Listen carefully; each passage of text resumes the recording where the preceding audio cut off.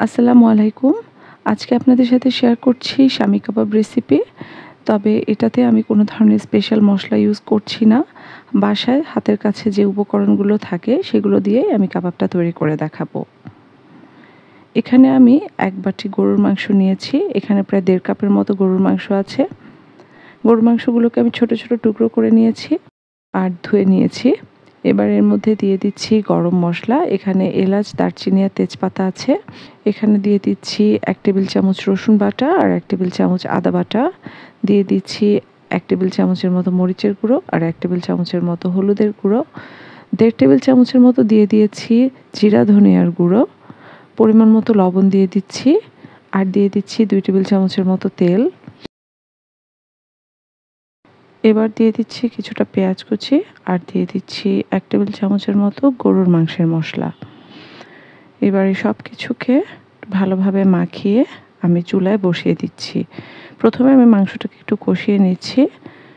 ২০ মিনিটের মতো আমি মাংসটাকে কষিয়ে নিয়েছি। মাংসের যে পানিটা বের হয়েছিল সেটা প্রায় শুকিয়ে এসেছে। এবার আমি এর মধ্যে ১ বাটি ডাল দিয়ে দিচ্ছি। ডালটা আমি আগে থেকে ভিজিয়ে রেখেছিলাম। তারপরে সেটার পানি ছড়িয়ে মাংসের সাথে মিশিয়ে দিচ্ছি। কাবাব বানানোর ক্ষেত্রে ডাল আর মাংসের পরিমাণটা সবসময় সমান রাখতে হবে। ডাল যদি মাংসের চেয়ে বেশি হয়ে যায় সেক্ষেত্রে ভাজার সময় কাবাবগুলো তেলের মধ্যে ভেঙে পড়বে। এখানে আমি ২ কাপ পানি দিয়েছি। এবার এই মাংস আর ডালটাকে আমি প্রায় ৩০ মিনিটের মতো সেদ্ধ করে নিচ্ছি।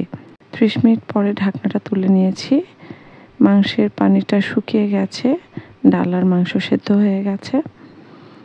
এবার আরেকটু নেড়ে চেড়ে আমি এটাকে চুলা থেকে নামিয়ে ঠান্ডা করে ব্লেন্ডারে ব্লেন্ড করে নিব। ডাল আর মাংস আমি ব্লেন্ডারে ভালোভাবে ব্লেন্ড করে নিয়েছি। এবার এর মধ্যে দিয়ে দিচ্ছি কুচি করে রাখা পেঁয়াজ আর দিয়ে দিচ্ছি কুচি করে রাখা কাঁচামরিচ। টোস্ট বিস্কুটের গুঁড়ো দিয়ে দিচ্ছি ২ টেবিল চামচ। দিয়ে দিচ্ছি ১ টেবিল চামচের মতো টমেটোর সস। এবার এখানে দিয়ে দিচ্ছি রাঁধুনি কাবাব মশলা। এখান থেকে আমি ২ টেবিল চামচের মতো মশলা দিয়ে দিচ্ছি। এবার এর সাথে দিয়ে দিচ্ছি একটা ডিম আর দিয়ে দিচ্ছি সামান্য লবণ।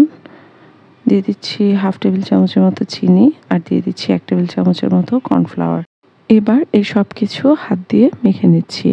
মাখার সময় যদি ড্রাই মনে হয় তাহলে আরও একটা ডিম ব্যবহার করতে পারেন। আমার মাখানো হয়ে গেছে। এবার হাতে একটু তেল লাগিয়ে আমি এখান থেকে কাবাবের শেপ করে নিচ্ছি।